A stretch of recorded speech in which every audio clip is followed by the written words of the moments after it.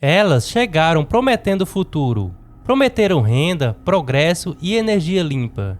Disseram que o vento, que sempre assobiou naquelas terras, finalmente ia render dinheiro. Mas o que ficou foi o barulho constante, as noites sem dormir, a sensação de que algo havia sido tomado. E uma pergunta que não encontra resposta fácil: energia limpa? Para quem? Em Caetés, no Agreste Pernambucanos, 83 torres foram instaladas no sítio Sobradinho, algumas a menos de 100 metros das casas. Ali, pesquisadores da Fiocruz e da Universidade de Pernambuco encontraram algo perturbador. 70% dos moradores querem deixar o lugar onde nasceram. 66% fazem uso de medicamentos para dormir, de crianças a idosos. Esta é a história que as empresas preferem que você não conheça, mas que a ciência já começou a revelar.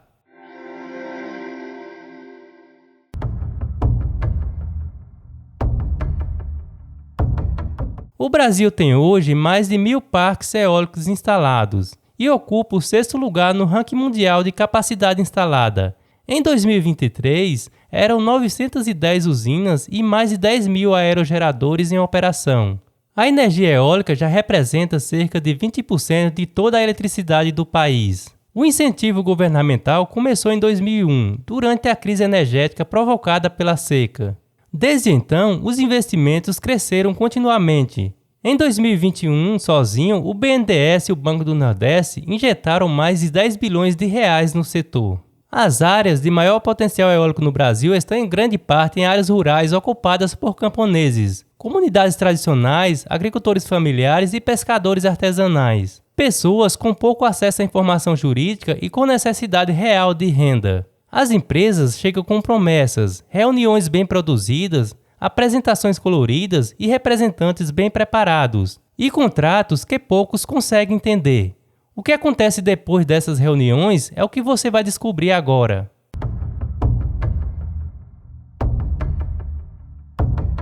A proposta parecia simples. A empresa instala as turbinas na sua terra e paga um aluguel mensal. Sem esforço, sem mudança de vida, apenas deixar o vento trabalhar. Na prática, os contratos de arrendamento funcionam assim. O proprietário cede o uso do solo por um valor fixo mensal e, em troca, a empresa assume o controle total da área e do espaço aéreo, por décadas. Esses contratos são regidos por leis de 1965 e 1966, criadas muito antes de a energia eólica existir como tecnologia. O setor evoluiu, mas a legislação não o acompanhou.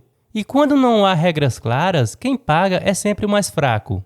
Em uma comunidade da Paraíba, 25 famílias deveriam dividir R$ 1.069 por torre. Após pressão de fazendeiros da região, apenas 2 torres foram instaladas. As 25 famílias passaram, então, a dividir R$ 2.138 por mês, cerca de R$ 85 por família, menos que um salário mínimo, em troca do uso da própria terra por décadas. E há um detalhe que quase ninguém menciona. Se o agricultor arrendar mais de 50% do terreno, pode perder benefícios do governo federal como seguro-desemprego rural e outros programas sociais. Ou seja, ele perde a proteção social para ganhar R$ 85 por mês.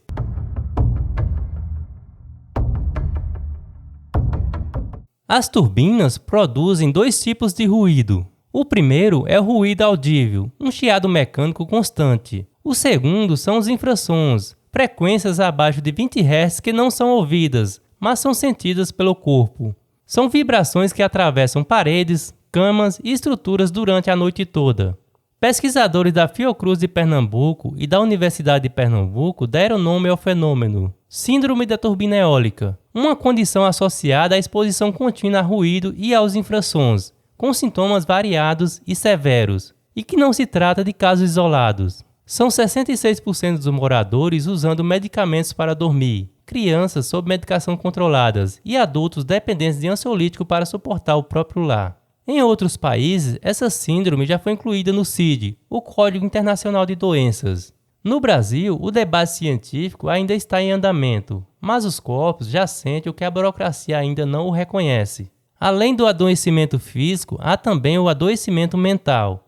Em visita de pesquisadores a comunidades pernambucanas em 2024, 9 em cada 10 famílias relataram problemas de saúde mental, em um único dia de entrevistas.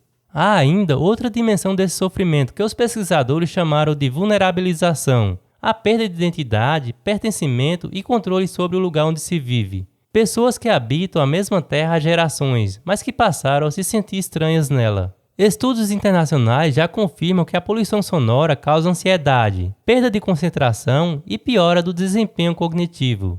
Efeitos que se acumulam com o tempo de exposição. Nos locais onde as turbinas operam há mais de 10 anos, o quadro já é grave.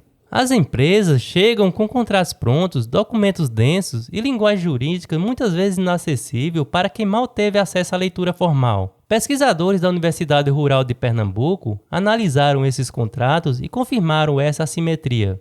Mas o problema não está apenas no papel. Uma pesquisadora da Universidade Federal do Rio Grande do Norte encontrou comunidades cercadas e vigiadas por capangas armados. Agricultores que arrendaram suas terras e não conseguem mais circular livremente por elas. Não podem plantar, criar animais e acessar caminhos que sempre foram seus. Há ainda o que os estudos chamam de grilagem verde. Empresas que garantem o controle de longo prazo sobre terra e espaço aéreo sem nunca se tornarem proprietárias, enquanto os lucros seguem para as corporações estrangeiras e fundos de investimentos internacionais. O impacto não é só no corpo, não é só no contrato, é na vida inteira. Em Enxu Queimado, no Rio Grande do Norte, pesquisadores perderam acesso ao mar após a instalação de um parque eólico. Para chegar aos pesqueiros de sempre, agora precisam escalar um aterro de cascalho carregando redes e até 30 quilos de peixe. Em Macau, também no Rio Grande do Norte, precisam subir muros e descer do outro lado para acessar o mar que sempre foi deles. E o conflito não acontece só entre empresas e moradores, ele também acontece dentro das próprias famílias. Quem assinou o contrato recebe, quem não assinou convive com o barulho e muitas vezes perde o vizinho para a cidade, porque ele simplesmente não aguenta mais ficar.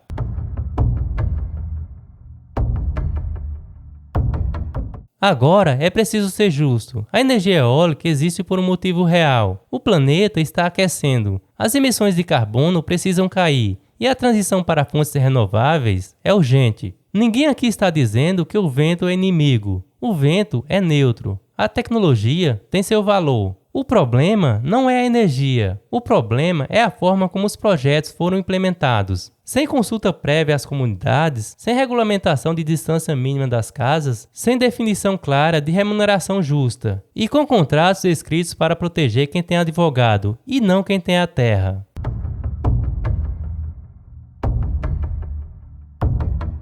Os números falam por si, R$ 85,00 por família por mês para ceder a terra por até 50 anos, com multa de 20 milhões caso queira sair antes do prazo, sem poder plantar, sem poder circular livremente, e com 70% dos moradores querendo ir embora. Para a maioria, o acordo não compensou. As principais beneficiadas são as empresas, principalmente as multinacionais, que chegam com capital estrangeiro, instalam as turbinas e enviam os lucros de volta ao exterior. O pesquisador Antônio Moura, de Cerro Corá, no Rio Grande do Norte, resume a sensação de muitas comunidades. Em 2012, parecia que o futuro havia chegado, mas a expectativa foi frustrada assim que as hélices começaram a girar.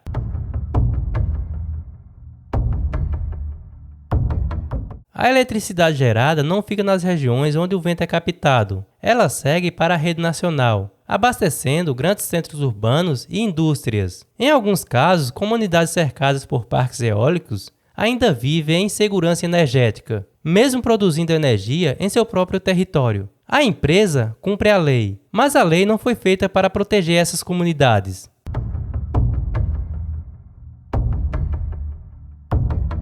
Esta é uma história sobre energia, mas também é uma história sobre poder, sobre quem decide e quem paga o preço. A transição energética é necessária, urgente e inevitável, mas não pode ser construída sobre o silêncio de quem sofre. Não pode ser feita a partir de contratos que ninguém leu, nem de comunidades que não foram consultadas, nem de crianças que precisam de remédio para dormir. Enquanto não houver regulamentação clara, enquanto não houver consulta prévia obrigatória, enquanto não houver distância mínima das casas e enquanto os lucros continuarem concentrados apenas de um lado, a transição energética terá um custo invisível, pago por quem tem menos, para iluminar a casa de quem tem mais. A energia limpa não pode significar sofrimento invisível. O vento move turbinas, mas também carrega histórias de quem nem sempre se quer ouvir.